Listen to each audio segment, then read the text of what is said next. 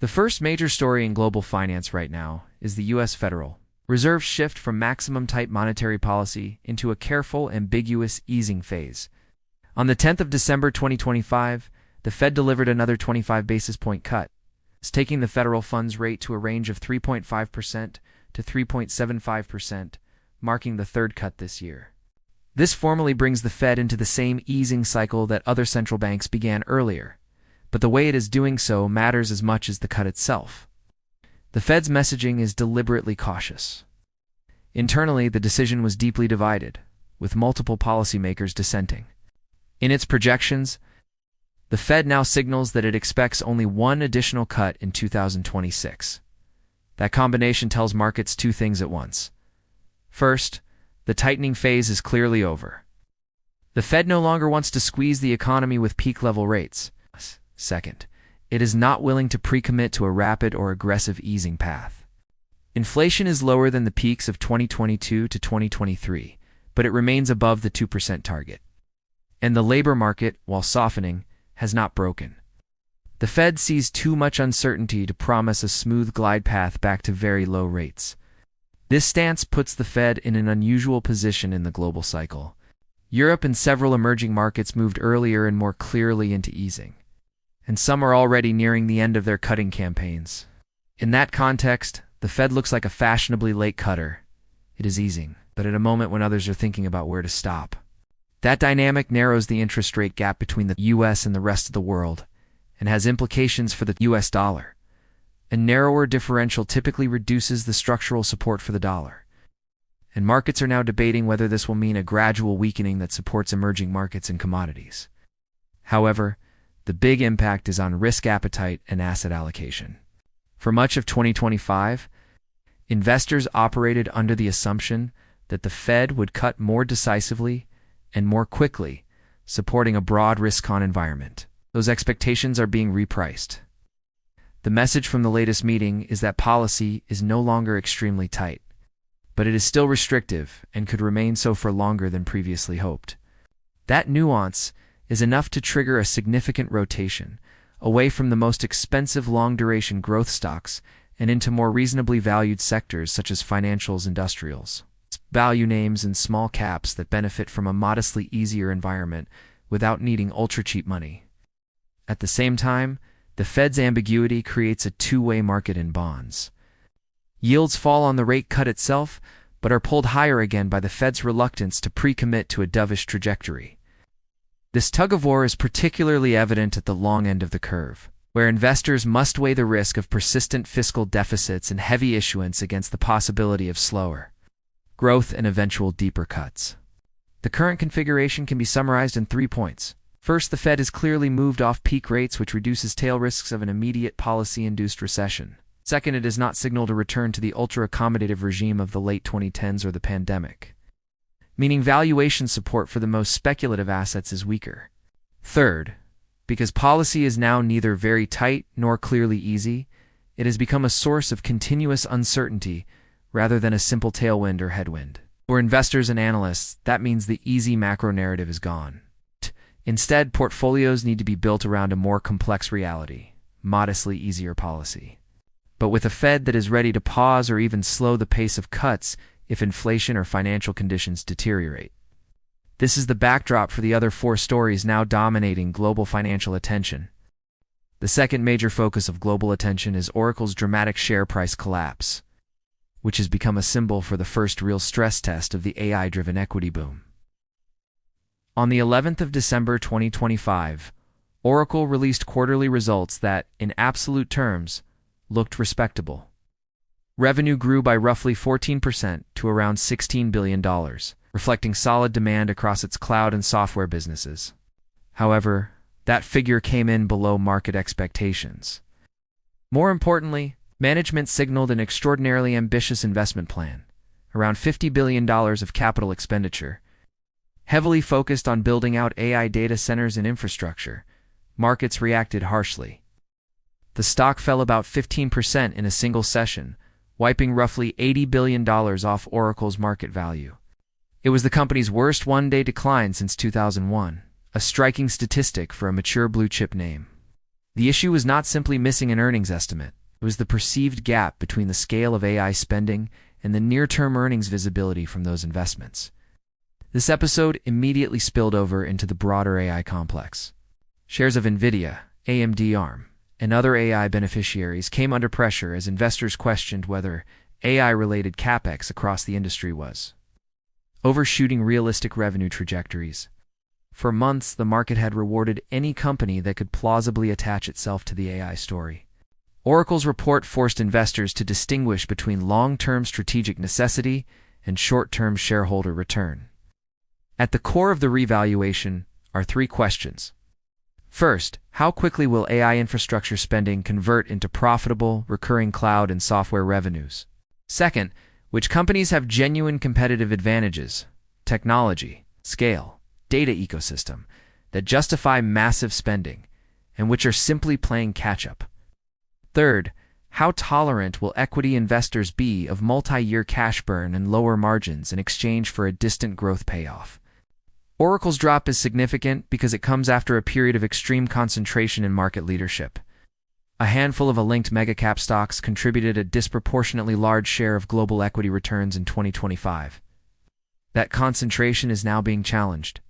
Investors are increasingly unwilling to anchor valuations on distant promises without clear evidence of disciplined capital allocation and realistic payback profiles. This does not kill the AI theme. The demand for high-performance computing, data processing, and machine learning applications remains powerful and real. However, the market is shifting from an era where any AI story could justify high multiples to an era where only the strongest AI stories will. Companies able to demonstrate sustainable margins, robust free cash flow, and measured strategic capex plans are likely to outperform those that lean heavily on narratives and aggressive spending. The Oracle case also interacts with the broader macro backdrop.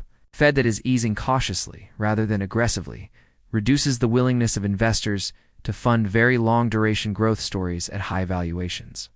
Higher for longer real rates mean the discount rate on future AI earnings has risen, making it harder to justify extreme price-to-sales or price-to-earnings multiples. In sum, Oracle's one-day crash is more than a company-specific event. It marks a turning point where markets start to stress-test the AI trade seriously. This involves repricing risk across the entire value chain: cloud providers, chip manufacturers, data center operators, and software firms, and it is a core reason why global investors are rebalancing away from AI megacaps towards a broader mix of sectors and styles. The third headline topic is the extraordinary rally in gold, which has pushed the metal into territory once considered almost unimaginable. In October 2025, gold broke through the $4,000 per ounce barrier for the first time, trading at points above $4,300 before pulling back modestly. By November, it was still around $4,132 per ounce, leaving it on track for the strongest full-year performance since 1979. Historically, gold's behavior has been closely linked to real interest rates and the strength of the US dollar. High real yields tend to weigh on gold, as investors can earn attractive returns on safe, interest-bearing assets. Yet the current rally has unfolded even as real rates remain relatively elevated by recent standards. That apparent contradiction is the first sign that we have entered a new safe haven regime. Several structural drivers explain this. First, the geopolitical environment is more unstable than at any time in recent decades. Wars in Eastern Europe, protracted conflict in the Middle East, and rising tensions in Asia have together increased demand for assets that are insulated from any single government-s or alliance-s credit risk. Gold, with no issuer and no default risk, is the natural candidate. Second, fiscal concerns have moved to center stage. Public debt levels in many advanced economies are historically high, and debates over deficits, spending priorities, and taxation are intense. Markets are increasingly aware that dealing with such debt burdens may eventually require some combination of higher inflation, financial repression, or forms of explicit or implicit restructuring. Gold, in that context, becomes a hedge against the possibility that fiat currencies are managed in ways that erode their purchasing power over time. Third, central banks themselves are major buyers of gold. Over the last few years, Official sector purchases have been consistently positive as reserve managers diversify away from U.S. Treasuries and other traditional instruments. While monthly flows vary, the cumulative effect is a firm, structural bid that adds depth to the market and reinforces the perception that gold is a core component of sovereign balance sheets. The recent price action has also revitalized the debate over gold's relationship with Bitcoin, sometimes called digital gold. Both assets are beneficiaries of distrust in fiat currencies and institutions, but they play different roles. Gold is deeply embedded in central banking, jewelry, and long-term wealth preservation for households and institutions. Bitcoin is much younger, more volatile, and more directly tied to digital infrastructure and regulatory debates. In 2025, the fact that gold has broken decisively above, while real rates are still relatively high, has strengthened its status as the primary macro hedge in the eyes of many institutional investors. From a portfolio perspective, gold's surge forces investors to revisit allocation frameworks. Many traditional 60/40ths portfolios have had minimal exposure to precious metals. Now, with gold at record highs, and the drivers clearly linked to structural risks rather than purely cyclical factors, there is a growing argument for strategic allocations to gold, alongside equities and bonds. The challenge is timing. Buying after a large rally involves accepting higher entry prices. But staying out entirely means ignoring one of the clearest market signals about underlying systemic anxiety. Going forward, gold's behavior will be tightly linked to three factors: the path of real rates and inflation expectations, the trajectory of geopolitical risk, and the evolution of fiscal policy in major economies. Sudden shifts in any one of these levers could generate sharp corrections. But the underlying demand story, as a hedge against political and monetary regime risk, appears durable. That is why gold's move above 4,000 is seen not as a speculative anomaly, but as a defining feature of the current financial landscape. The fourth key story is Bitcoin's volatile consolidation around the $90,000 mark, which has captured enormous attention across both professional finance and retail investing communities. After setting new all-time highs earlier in the year, Bitcoin entered December with a sharp downside correction, falling more than 17% over the month from its recent peaks. The move broke what had been a relatively consistent pattern of strong November performance in past cycles.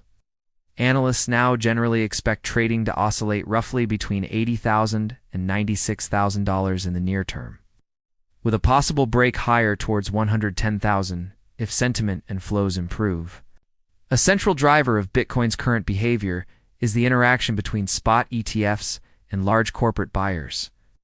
Spot-based Bitcoin exchange-traded funds have become the primary channel for regulated exposure in many jurisdictions, concentrating liquidity and sentiment around their net inflows and outflows. When ETF flows are positive, they can absorb selling pressure and push prices higher. When they turn negative, they can amplify corrections. At the same time, corporate balance sheets are playing a growing role. One of the most closely watched actors is Strategy, formerly MicroStrategy, which has explicitly positioned itself as a Bitcoin-focused operating company. On the 8th of December 2025, Strategy announced that it had purchased 10,624 BTC for approximately $962.7 million, at an average price of $90,615 per coin.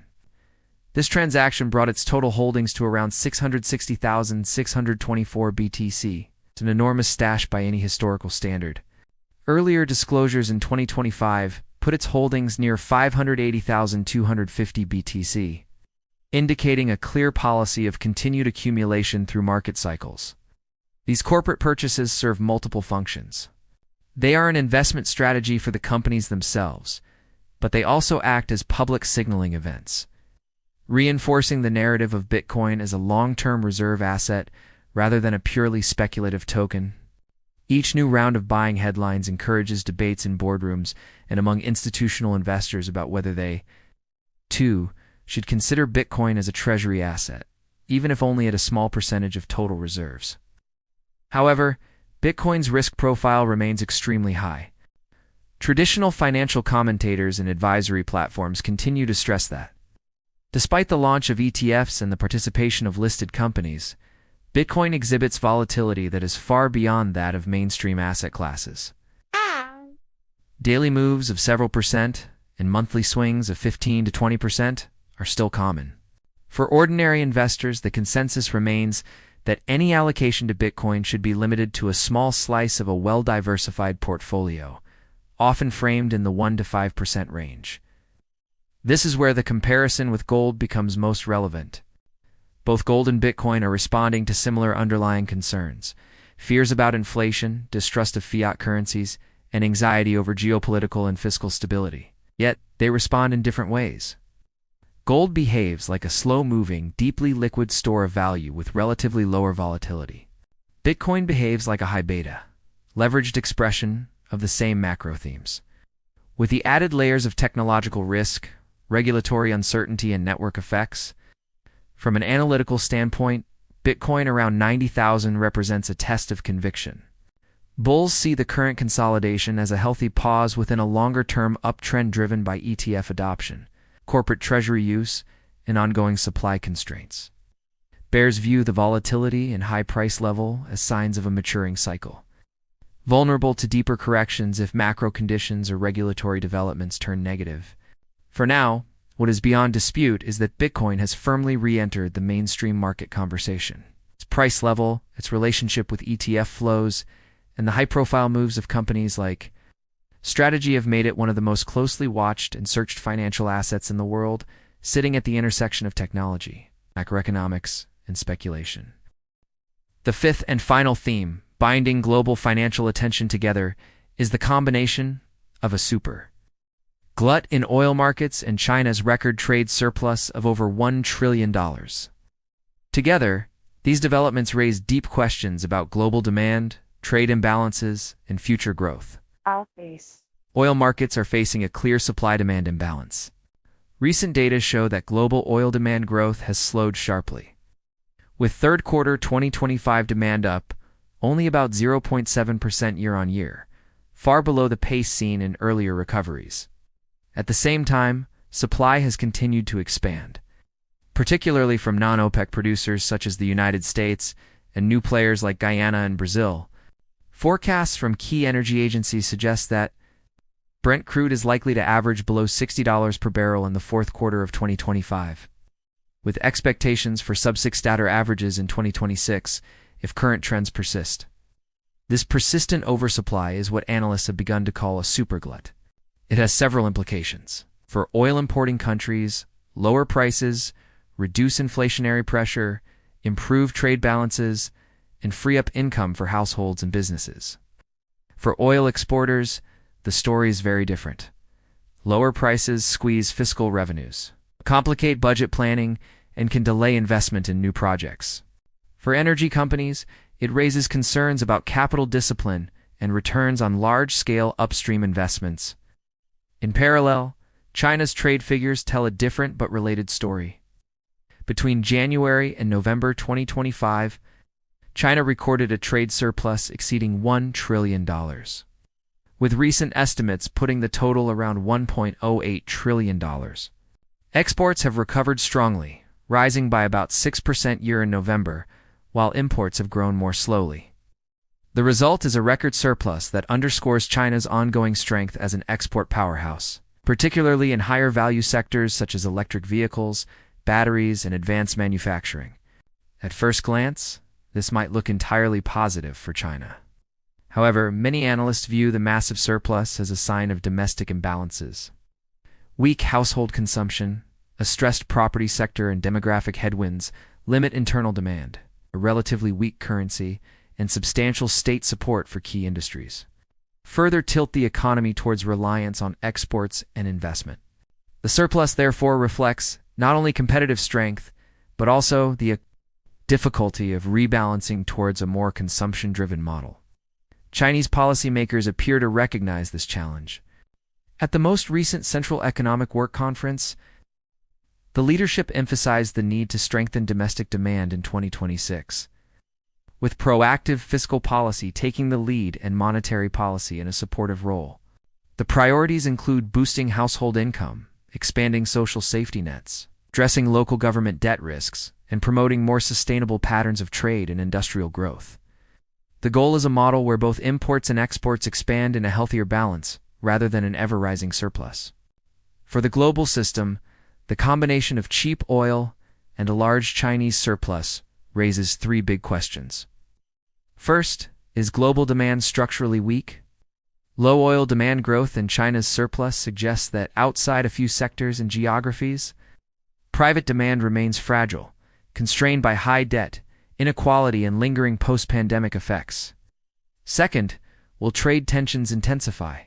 A Chinese surplus above $1 trillion, supported by strong exports in strategic sectors, is likely to renew debates in the United States and Europe about industrial policy, tariffs, and measures to counter perceived overcapacity. Third, how do these forces interact with inflation and interest rates? Lower oil prices are a powerful disinflationary force, which central banks welcome after years of grappling with high inflation. But if low inflation is driven by weak demand rather than productivity gains, it carries its own risks: slower growth, higher real debt burdens, and more pressure on fiscal and monetary authorities to provide stimulus. In essence, the oil superglut and China's record surplus are two sides of a global economy struggling to find a new equilibrium. Supply-side successes in energy production and manufacturing capacity are running ahead of demand-side strength. The adjustment, whether through higher consumption, targeted fiscal support, or renewed trade conflict, will shape not just commodity prices and exchange rates, but the broader trajectory of growth and financial stability in the years ahead.